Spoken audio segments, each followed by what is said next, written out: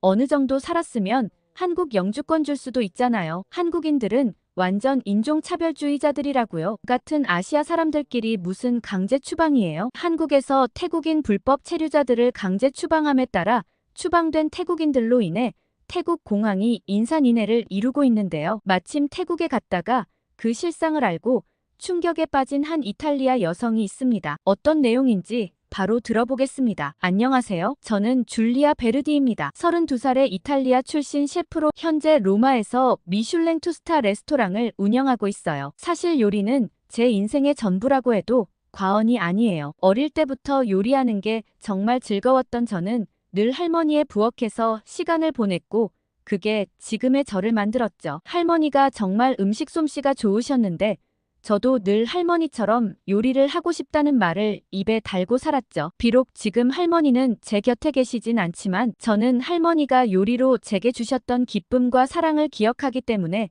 저도 요리로 다른 사람들에게 즐거움을 전하고 싶었어요. 그래서 요리사의 길을 선택했죠. 할머니 손맛을 그대로 빼닮은 저는 레스토랑을 오픈하자마자 성공적이었어요. 특히 제 레스토랑은 이탈리아 전통 요리에 현대적 감각을 더한 것으로 유명해요. 그래서 저도 매년 늘 새로운 식재료와 음식을 경험하러 여행을 많이 떠나는 편인데요. 제가 정말 푹 빠져있는 음식은 바로 아시아 음식이에요. 그래서 매년 새로운 메뉴를 개발하기 위해 아시아로 음식 여행을 떠나곤 해요. 올해는 손님들이 특히 태국 음식 퓨전 요리에 좋은 반응을 보여주셨습니다. 작년에 태국 여행을 와서 용과라는 과일을 기반으로 만든 파스타 소스가 정말 인기가 많았고 리조또에 코코넛 밀크를 넣었을 때도 손님들 반응이 너무 좋았었어요. 그래서 올해도 방콕으로 미식 여행을 한 번 더 떠나기로 했죠. 그런데 태국 수완나폼 공항에 내리자마자 저는 뭔가 분위기가 심상치 않음을 직감했습니다. 공항 로비는 평소와 달리 긴장감이 감돌고 있었고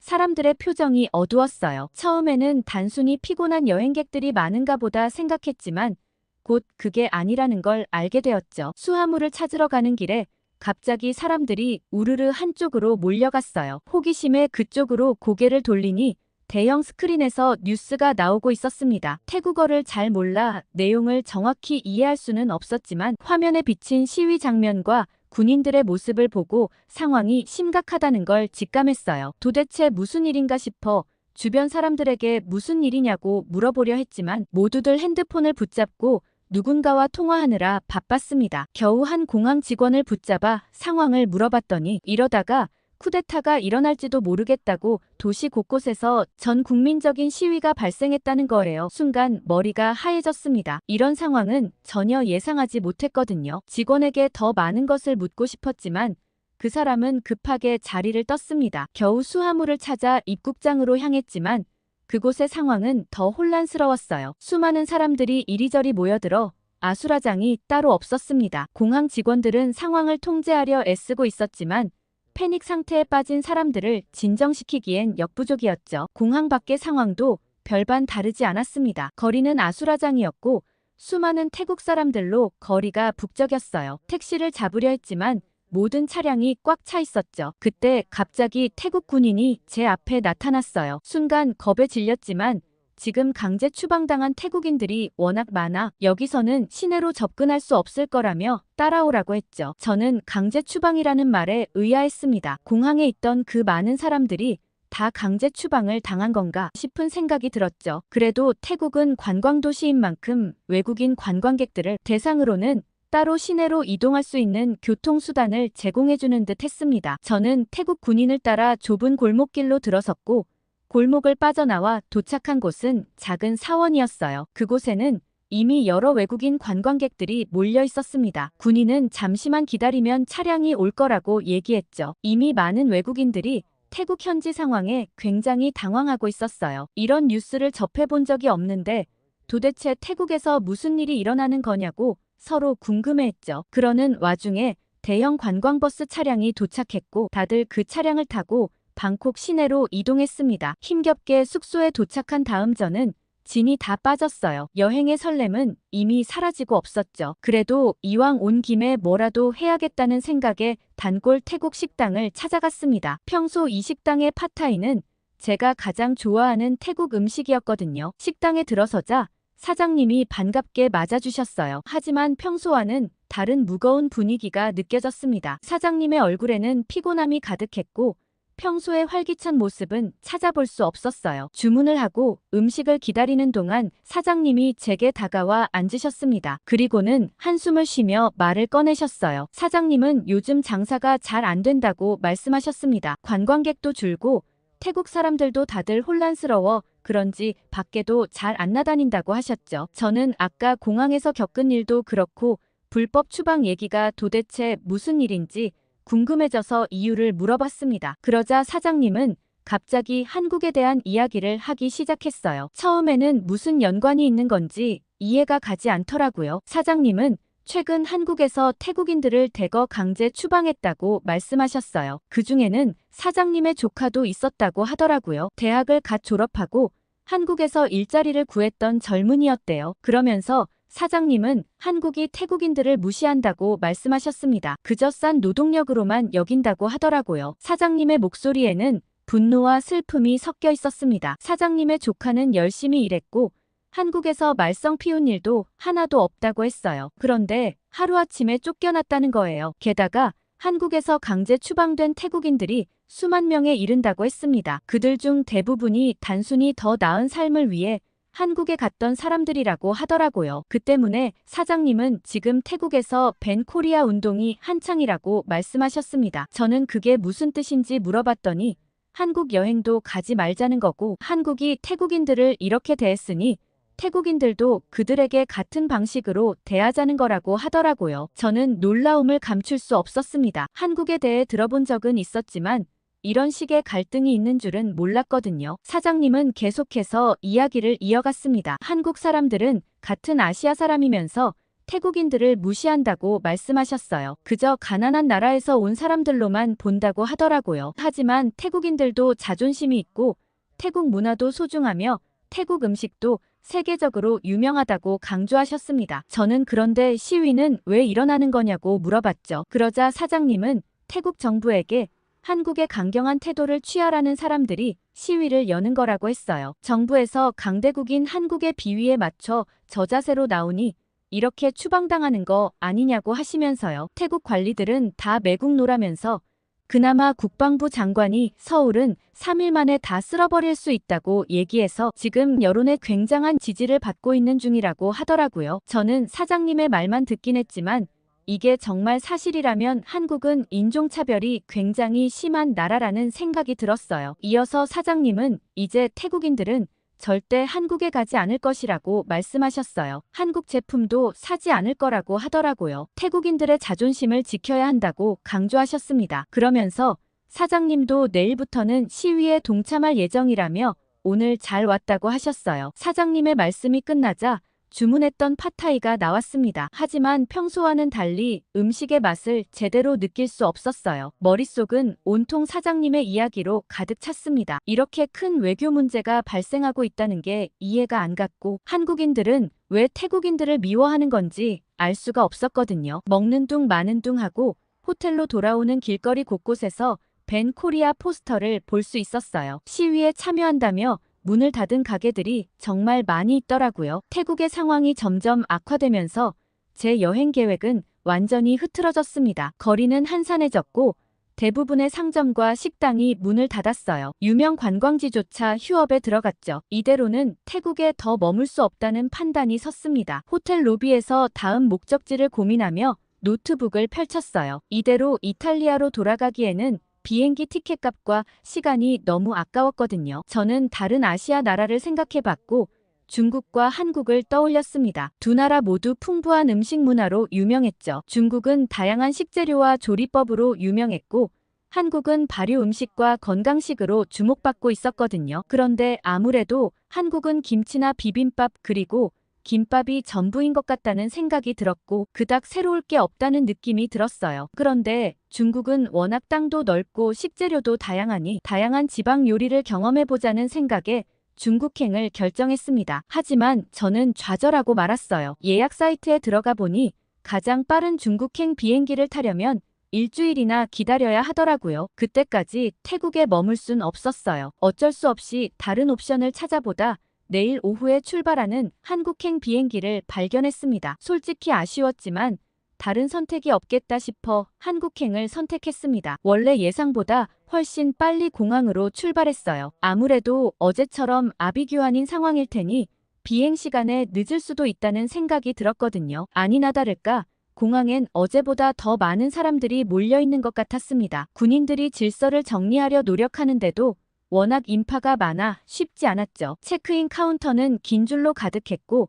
직원들은 정신없이 움직이고 있었습니다. 평소보다 훨씬 많은 대기 시간을 거쳐 겨우 비행기에 탑승하고 자리에 앉았어요. 이번 여행은 왜 이렇게 고생일까 싶었죠. 한숨을 푹 하고 쉬는데 옆자리에 한국 승객과 눈이 마주쳤습니다. 그는 주원 씨라는 한국 사람이었어요. 주원 씨는 미소를 지으며 쉽지 않죠? 라며 영어로 인사를 건넸어요. 아무래도 비행기 한 번 타는 게 너무 힘들었으니 공감이 갔습니다. 그렇게 비행기가 이륙하고 한참이 지났을 때 주원 씨가 물었어요. 한국에 가본 적 있냐고요? 없다고 대답하자 그분은 한국에 대해 이것저것 설명해주기 시작했어요. 그렇게 대화를 나누다 보니 주원 씨가 태국 오지에서 의료봉사 활동을 하고 돌아오는 길이라는 걸 알게 되었어요. 한 번씩 태국에서 의료봉사를 하고 온다는 얘기에 너무 멋있어 보이더라고요. 그런데 이번엔 의료봉사를 시작하고 얼마 안 돼요. 바로 돌아왔다고 했습니다. 이번 불법 체류자 문제 때문이었죠. 저는 식당 사장님의 얘기가 떠올라 한국에서 인종차별이 심해 태국인들을 추방하고 있다는 게 사실이냐고 물었고 주원 씨는 황당한 표정으로 저를 바라보았습니다. 그러더니 잠시 생각에 잠겼고 천천히 말을 이어갔습니다. 그는 제가 들은 이야기가 사실과 다르다고 설명해 주었어요. 한국 정부가 태국인들을 단순히 인종차별로 추방하는 것이 아니라고 말이죠. 주원 씨 말로는 최근 몇 년 사이 한국 내 태국인 불법 체류자 수가 급증했다고 해요. 그 수가 무려 20만 명을 넘어섰다고 하더라고요. 이는 전체 외국인 불법 체류자 중 가장 높은 비율이라고 했어요. 그러면서 한국에 여러 사회 문제가 발생했다고 했죠. 특히 대규모 불법 위장 취업 문제나 마약 유통이 심각한 사회 문제라고 했습니다. 이런 문제들이 한국 정부의 대응을 불가피하게 만들었다고 해요. 하지만 주원 씨는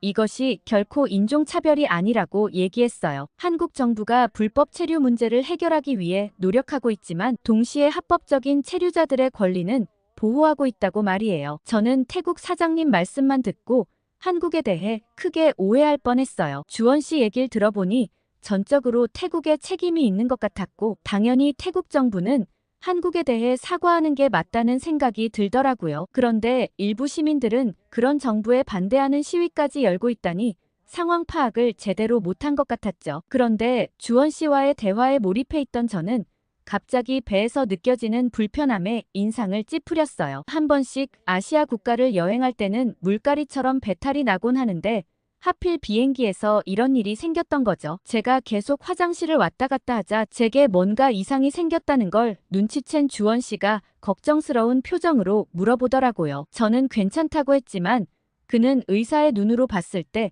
제 상태가 좋지 않아 보인다며 도와주겠다고 했습니다. 그러면서 가방에서 작은 약봉지를 꺼내 도움이 될 거라고 제게 건넸어요. 처음엔 낯선 약을 먹기가 좀 망설여졌어요. 그가 의사라고 하긴 했지만 정식으로 처방받은 약도 아니었고 한국에서 만들어진 약인데 효과가 있을까 싶은 생각이 들었거든요. 그렇지만 저를 진심으로 걱정하는 그의 모습을 보면서 용기를 내어 먹어보기로 했어요. 약을 먹고 얼마 지나지 않아 신기하게도 속이 편안해지는 걸 느꼈습니다. 저는 주원 씨의 처방과 한국 의약품에 감탄하며 감사함을 표시했습니다. 비행이 중반을 지날 무렵 기내식이 나왔어요. 저는 호기심에 한국식 기내식을 선택했습니다. 비빔밥이었는데 어떻게 먹어야 할지 몰라 당황하고 있을 때 주원 씨가 친절하게 이렇게 먹는 거라며 비비는 방법을 알려주었어요. 생각보다 고추장이 많이 들어갔는지 좀 빨개 보였고 혹시나 너무 매우면 어쩌나 걱정스러웠어요. 그러자 주원 씨는 나물이 많아 괜찮을 거라며 한번 먹어보라고 하더라고요. 저는 매운 걸 좋아하는 편이긴 하지만 한국 음식은 워낙 맵다는 얘기를 들어서 잔뜩 긴장한 채 한 입 먹어보았습니다. 그런데 고추장의 매콤한 맛과 고소한 참기름 그리고 아삭아삭한 나물들이 너무 조화로웠어요. 살짝 매운맛이 전체적인 음식의 감칠맛을 더욱 살려주는 것 같더라고요. 이걸로 만든 다른 요리들도 너무 맛있겠다는 생각이 들었어요. 그러자 주원 씨는 한국에는 고추장으로 정말 많은 음식을 만들 수 있다고 얘기하며 꼭 찾아 먹어보라고 하더라고요. 그렇게 맛있게 기내식을 마무리하고 양치를 하기 위해 자리에서 일어나려는데 갑자기 비행기가 흔들리기 시작했어요. 저는 무게중심을 잃고 뒤로 쓰러졌고 그대로 주원 씨의 무릎 위에 앉게 되었습니다. 너무 부끄러워서 얼른 일어나고 싶었지만 난기류가 워낙 심해 중심을 잡기 어려웠어요. 제가 민망해하자 주원 씨는 괜찮다며 일단은 이렇게 있고 난기류가 지나면 일어나도 괜찮다고 했죠. 그러면서 제가 흔들리지 않도록 꼭 잡아주었습니다. 얼굴이 화끈거리더라고요. 그런데 주원 씨 근처에서 좀 이상한 냄새가 났어요. 비누 냄새도 향수 냄새도 아닌 것 같았는데 은은하고 포근한 향기가 났죠. 저도 모르게 외간 남자의 냄새를 맡고 있다고 생각하니 너무 당황스러웠고 때마침 비행기의 흔들림이 멈췄어요. 저는 바로 자리에서 벌떡 일어나 괜히 기침을 두어 번 하고는 화장실을 가겠다며 후다닥 자리를 떴어요. 자리에 돌아오고 나서는 괜히 어색해서 한마디도 못하고 영화 보는 척만 했어요. 속으로는 계속 아까 있었던 일 생각뿐이었죠. 비행기가 인천국제공항에 착륙하기 직전 주원 씨는 제게 연락처를 건네주었어요. 한국에 머무는 동안 도움이 필요하면 언제든 연락하라고 했습니다. 도움이 필요하지 않아도 연락해도 되나요? 라고 순간 말할 뻔했지만 그 말만큼은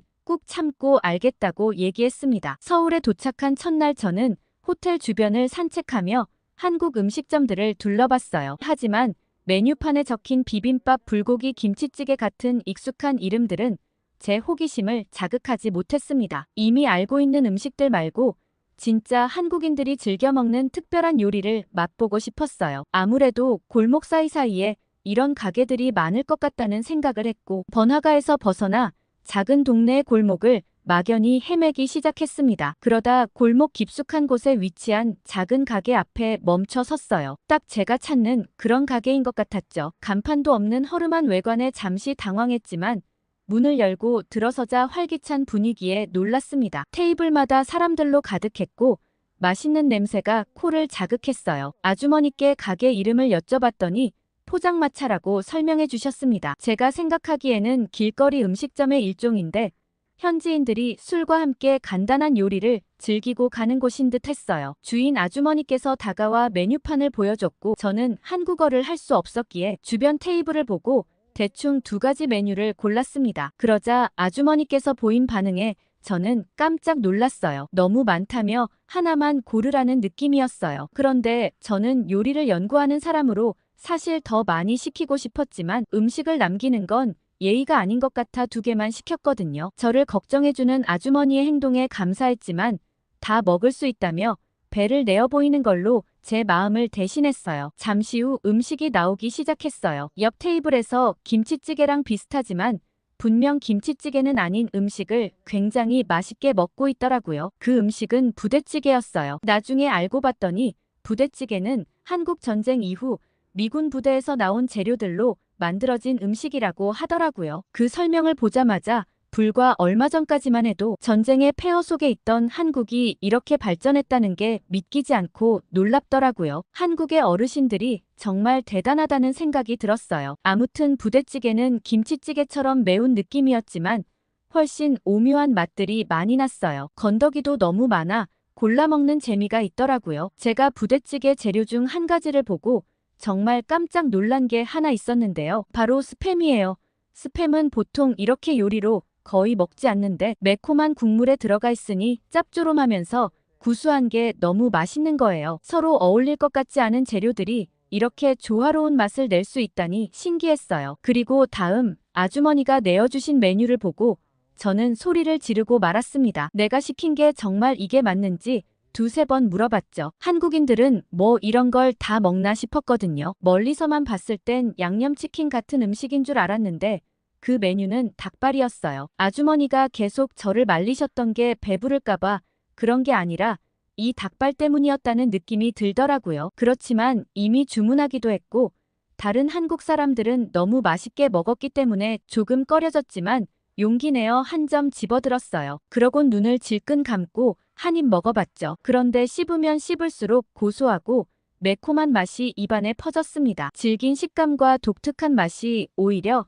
중독성 있게 느껴졌어요. 너무 매워서 좀 힘들었지만 마요네즈 소스를 내어주시기도 했고 같이 나온 주먹밥을 먹으며 매운맛을 달랬어요. 점점 시간이 흐르면서 포장마차는 더욱 북적거렸고 옆 테이블 손님들과 자연스럽게 대화가 오가기 시작했습니다. 처음엔 어색했지만 곧 그들의 친근함에 마음이 열렸어요. 옆 테이블의 아가씨는 닭발은 자기도 못 먹는데 어떻게 먹냐며 웃었고 저는 한국 사람이면 다 먹을 줄 알았다면서 하나 먹어보라며 도리어 제 음식을 건네주었어요. 그리고 그들도 제게 소주를 건네며 같이 한잔 하자고 했습니다. 한국 사람들은 이렇게 술 한 잔에 가까워지고 친해지는구나 생각이 들었고 정이 정말 많은 나라라는 느낌이 들었어요. 그렇게 한동안 옆 테이블 한국 여대생들과 주거니 받거니 하며 많은 이야기를 나누었습니다. 한국 여대생들은 정말 솔직하고 귀여운 매력이 있었어요. 취업이 안 되어 걱정이라고는 했지만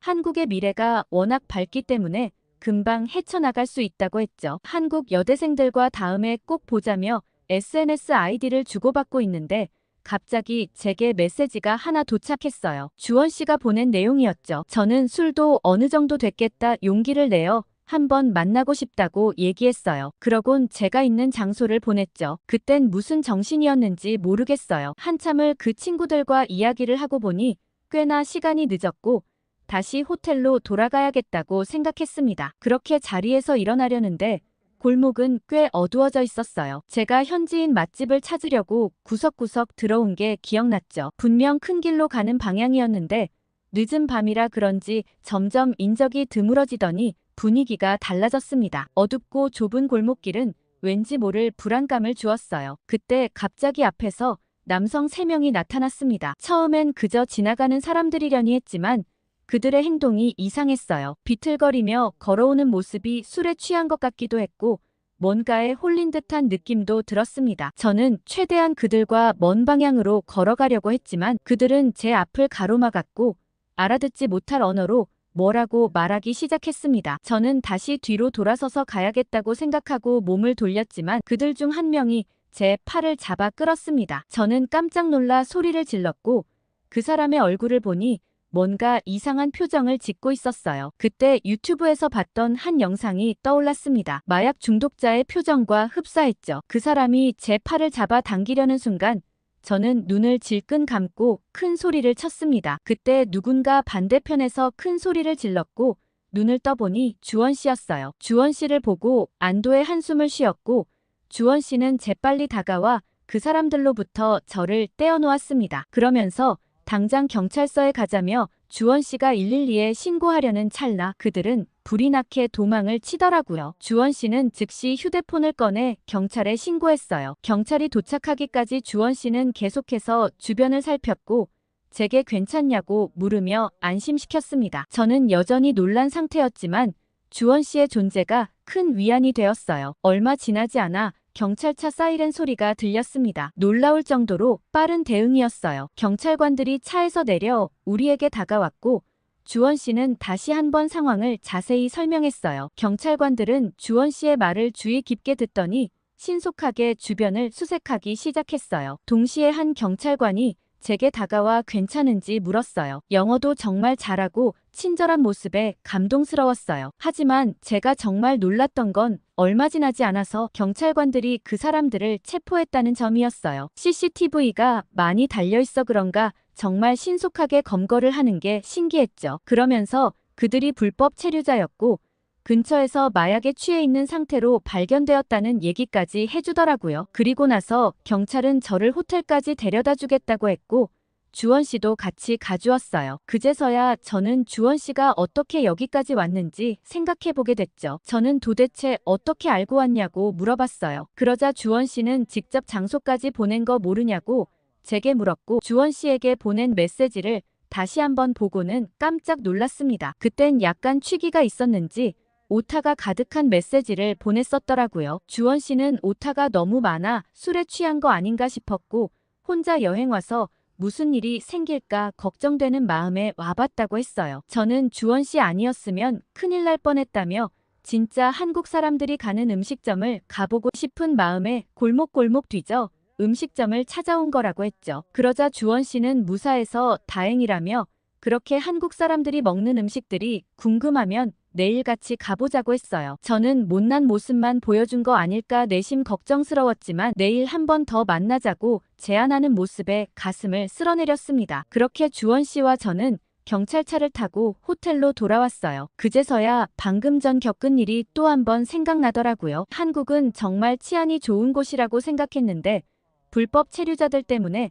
서울이라는 도시가 갑자기 낯설고 무서운 곳으로 변할 수도 있다는 생각이 들었습니다. 그리곤 왜 그렇게 한국 정부가 불법 체류자들을 추방하려고 하는지 이해할 수 있었죠. 저를 호텔 앞까지 데려다준 주원 씨는 혹시나 한국에 대한 이미지가 안 좋아졌을까 걱정이라고 했어요. 저는 물론 이번 일이 정말 무섭긴 했지만 그건 한국의 잘못은 아니라고 생각한다고 말했어요. 그리고 오히려 한국 경찰들이 정말 빠른 속도로 출동하고 사건 해결도 신속하게 처리하는 게 정말 놀라웠다고 말했죠. 이탈리아에서는 경찰 업무 처리 자체가 굉장히 느려 아마 검거는 절대 못했을 것 같거든요. 그렇게 주원 씨와 다음날 만나자며 약속하고는 헤어졌어요. 그렇게 침대에 누워 오늘 하루를 돌아봤죠. 정말 주원 씨가 와주지 않았다면 큰일 날지도 몰랐겠다는 생각을 하며 지쳐 잠에 들었습니다. 그리고 다음날 아침 일찍부터 분주하게 준비했어요. 챙겨온 옷 중 가장 예쁜 옷을 골라 입고서는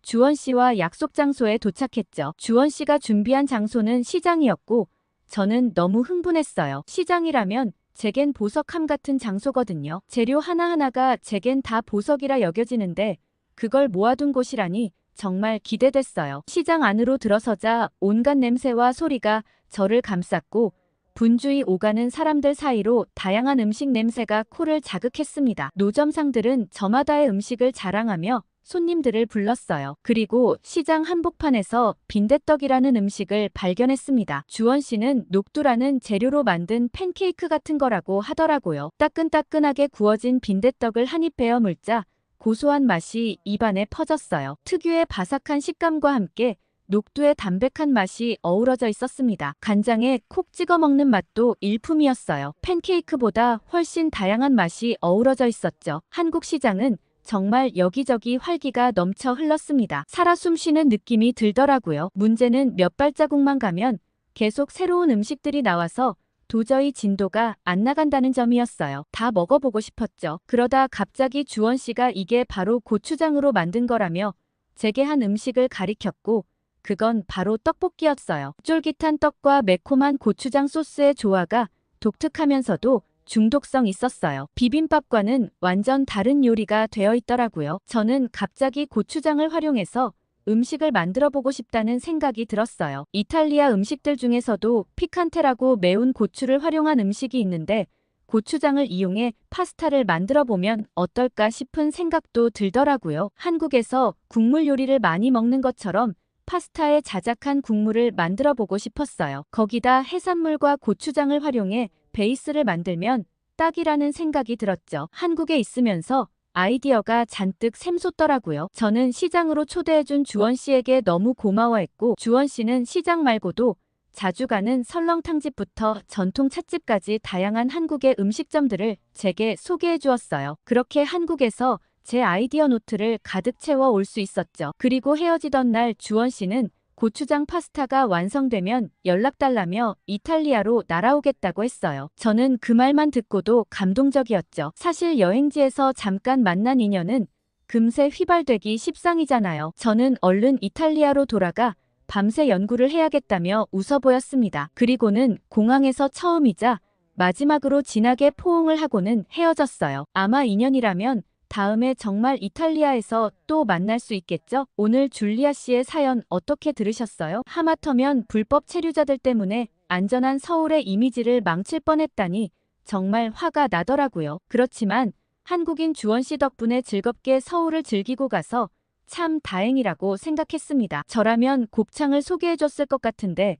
구독자님들은 어떤 음식을 소개시켜주고 싶으신가요? 댓글 많이 남겨주세요. 구독과 좋아요 꾹 눌러주시고 더 좋은 사연으로 돌아오겠습니다. 사연 제작소 감동 필름이었습니다.